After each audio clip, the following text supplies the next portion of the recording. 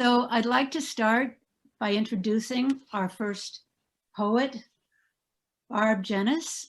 Barb is the Poet Laureate of Ridgefield, Connecticut, where she taught for many years and still lives with her husband, Chuck.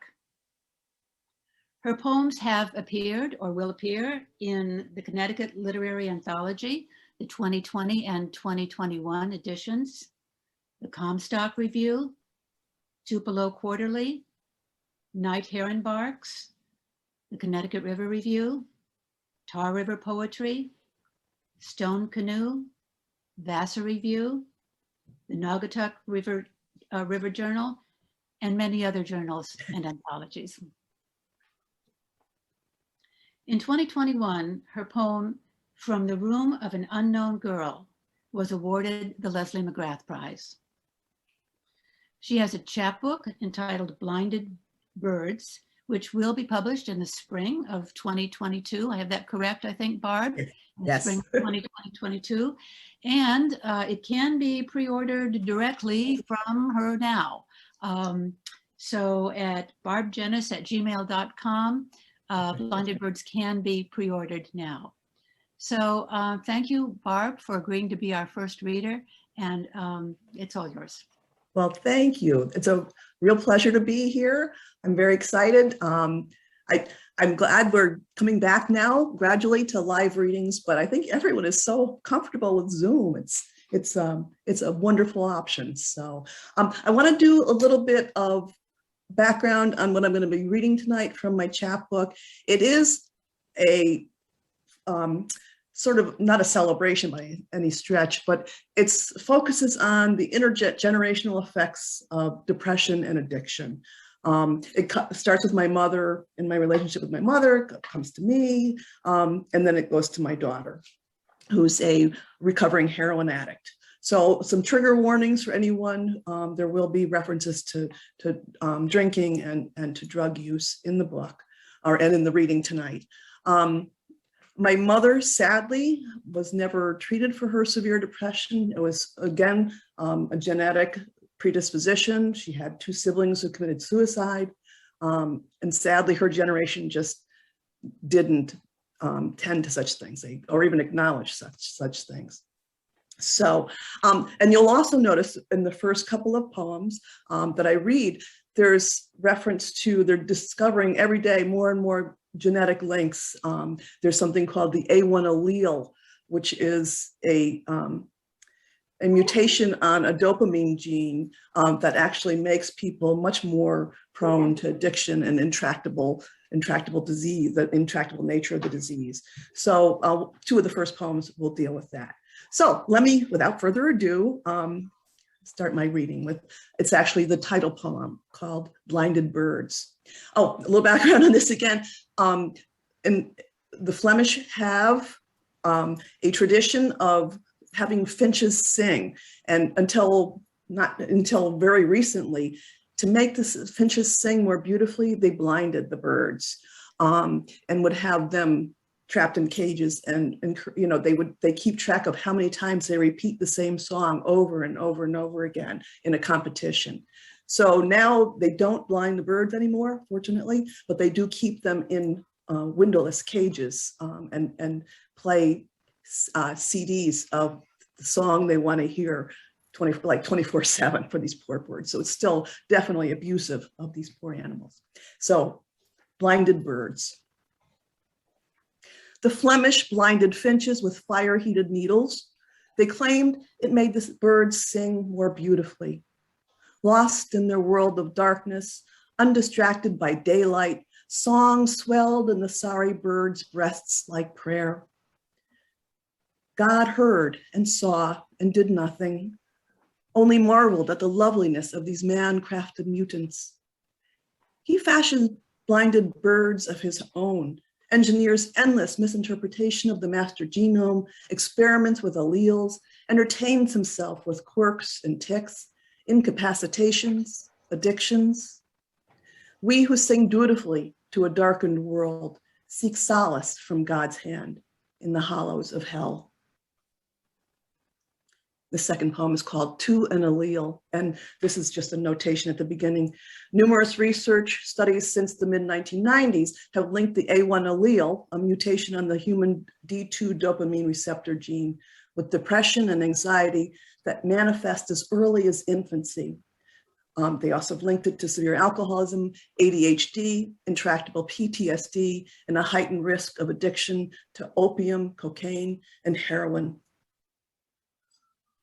Diminutive despot, maker of all manner of trickle-down tragedies, birthrights as ineludable as red hair, attached earlobes, freckled skin, chromosomal crony, invisible to the gene-tinted eye, what ambition drives you to lead us into addiction, addled distraction, playground despair? Tainter of brains, mutant hijacker of mirth, what God created you in his image, put you in the driver's seat, handed you so damn many keys. Silver Demon. This is about my mother. She kept her carton of Pall Malls in the pantry, a staple as dependable as the dusty flour jar or yellow 10-pound sack of sugar. Sometimes she'd ask me to fetch a fresh red pack. I'd peel her cellophane seal, tear a square opening in the silver foil, tap out a sleek cylinder of white paper and tight tobacco, then purse it between her eager lips. The match would catch a sputtering blaze, and she'd transfer its glow to the cigarette's end before wrist flicking the flame into nothingness.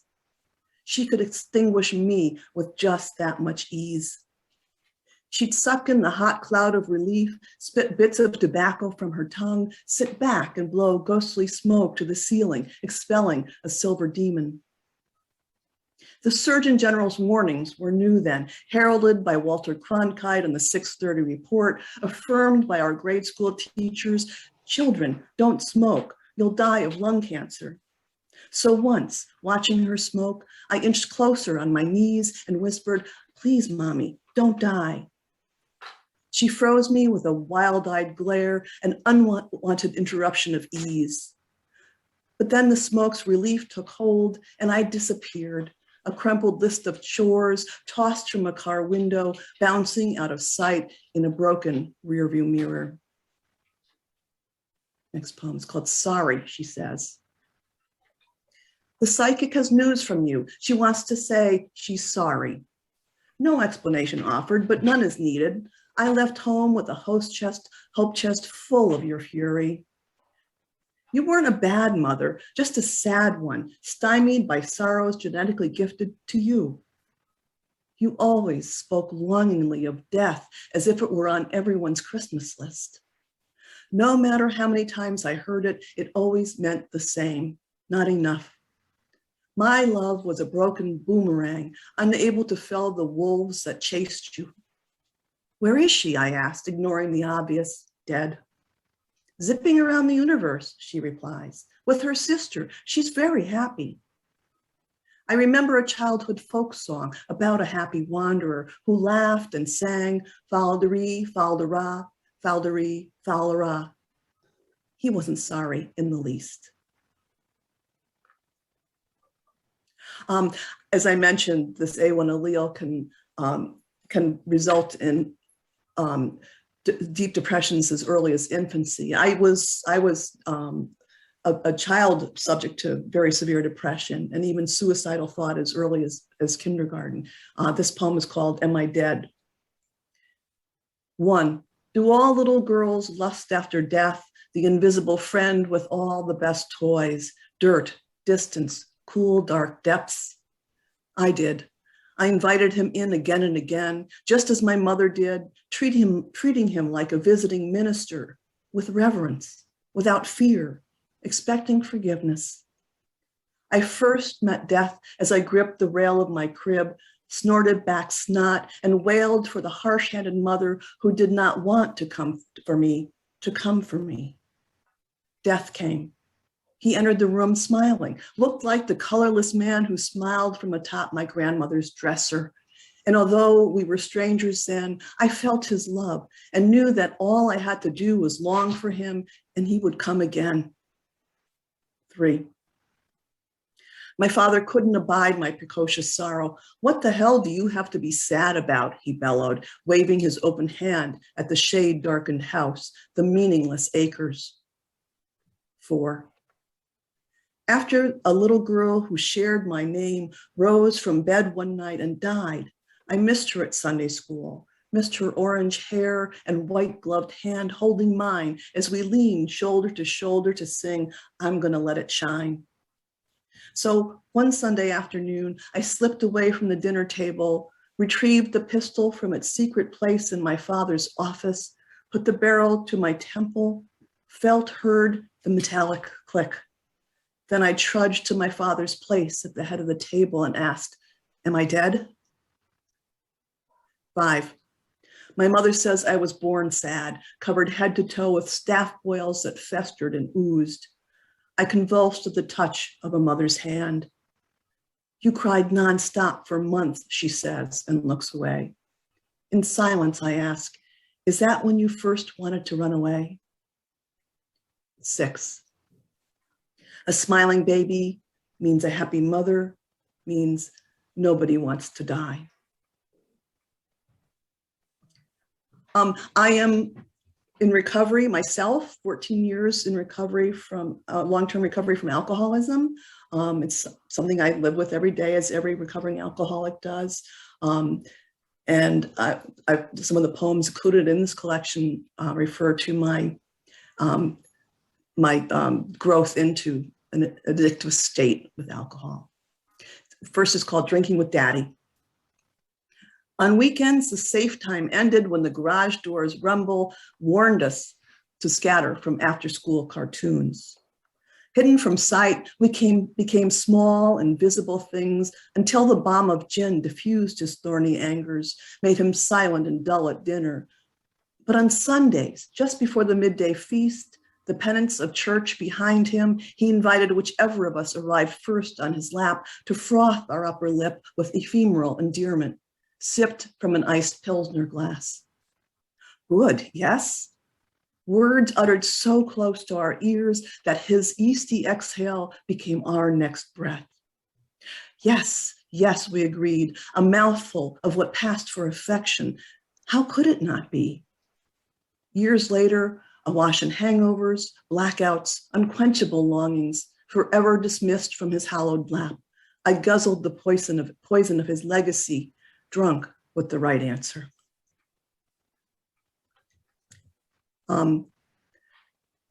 I stopped drinking when I was trying to get pregnant with my daughter, who we had tried very long to conceive. And this is a poem called How I Quit Drinking for You. Desperate belief on fertility clinic tables, amulets gripped under pillows. When my longing for you yielded only monthly blood, I doubted and raged, cursed a miserly universe. God answered, sent a sign as I staggered from party to car. A just hatched chick, featherless, pink, tossed from the nest, unnoticed on the sidewalk. A barely discernible crunch of frail calcium twigs. That night, I drained bottle after bottle into the sink's drunken gullet, set about building a nest that wouldn't spill its fragile contents. Imagine my hands, untrembling, able to catch small, falling things.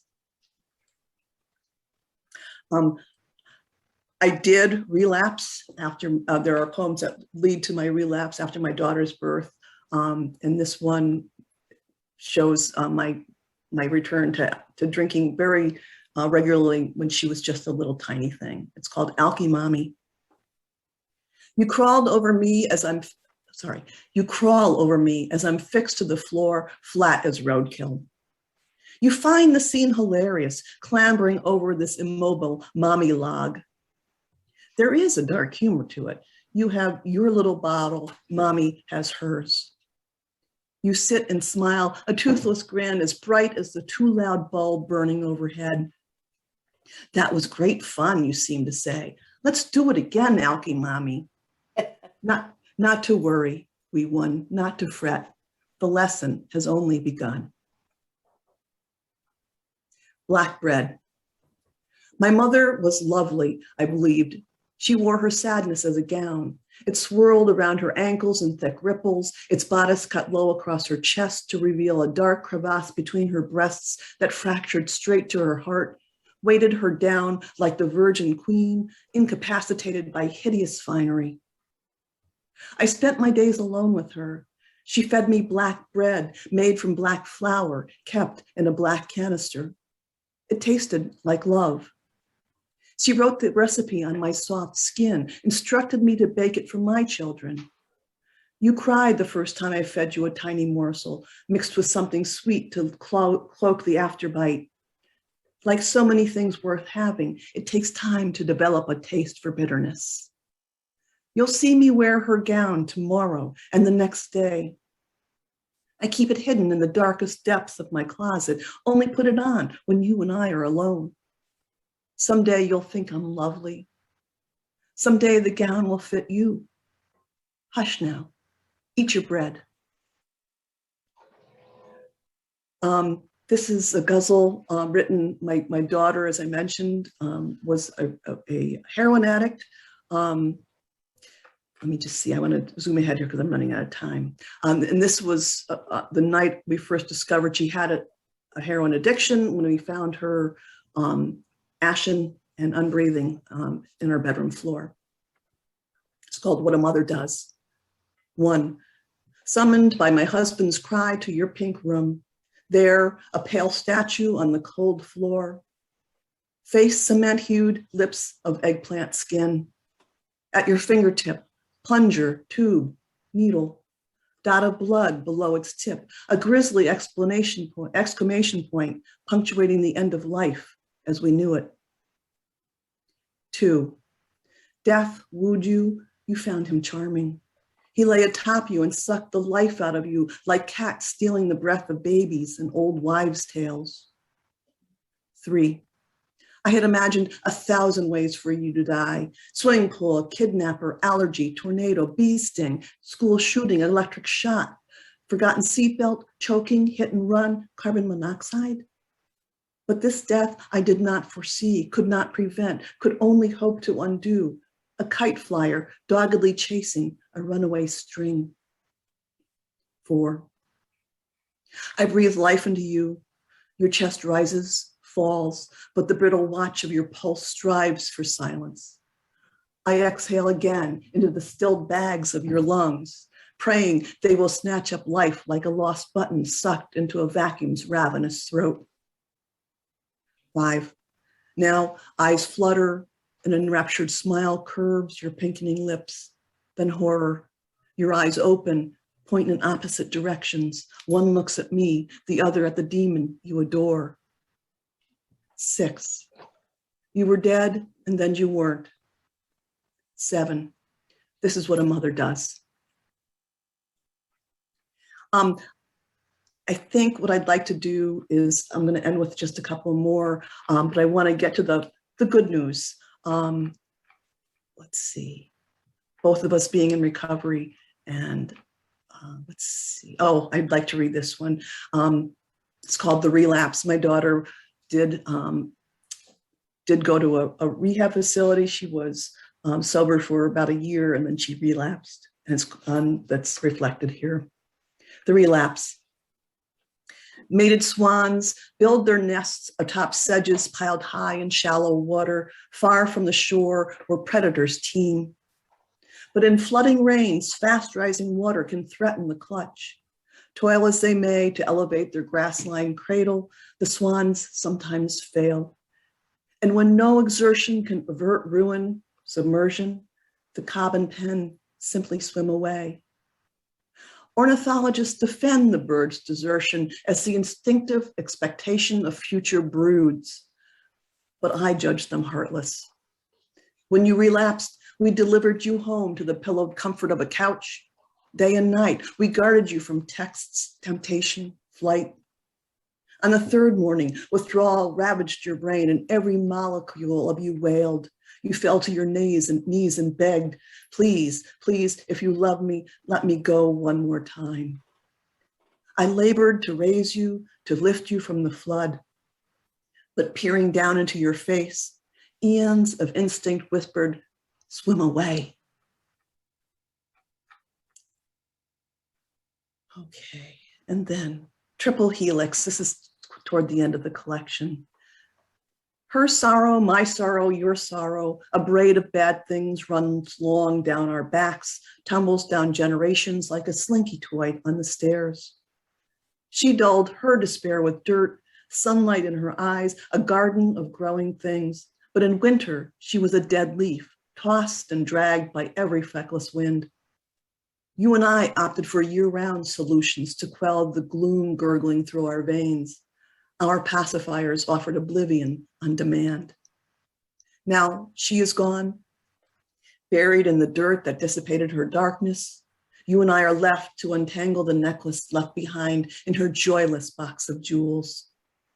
Daughter, let us pray apart the DNA that twists our fates together, separate the triple helix of eye color, childbearing hips, despondency.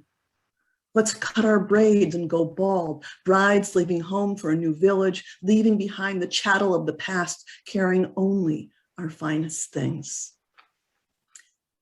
And last, I'll read a poem called Hovenweep, which is a beautiful national park in southwestern Colorado, where there's a deep canyon that had a whole settlement built into the sides of the cliffs. And you can see it either from trails along the edge of the canyon or down in the canyon. And we were on the upper edge. And this was a couple of years after my daughter and I both had entered recovery, so we were there together. Hovenweep. Here, the ancient ones farmed the mesa atop the rim of a meandering canyon, carved their homes, their silos, their kivas into the walls of steep sandstone cliffs. You and I creep closer to the edge of the maw, daring to see the crumbling ruins below. Holding hands, sure each will save the other if the ledge gives way under our weight, we smile and take another step and another. Even your father calls us back. Enough. But you and I know this ledge walking well. We've danced on edges of our own making, explored paths of exhilaration no one else could fathom or forgive. Danced alone as all addicts dance, even as our dances devolved into madness. And then you, a damaged daughter, saved me. And then I, a mother damned, saved you. Now, the voice of a park ranger, godlike, calls us back from the precipice. Grousing, we stumble back, hide our relief. We did not really want to see how it ended. Thank you.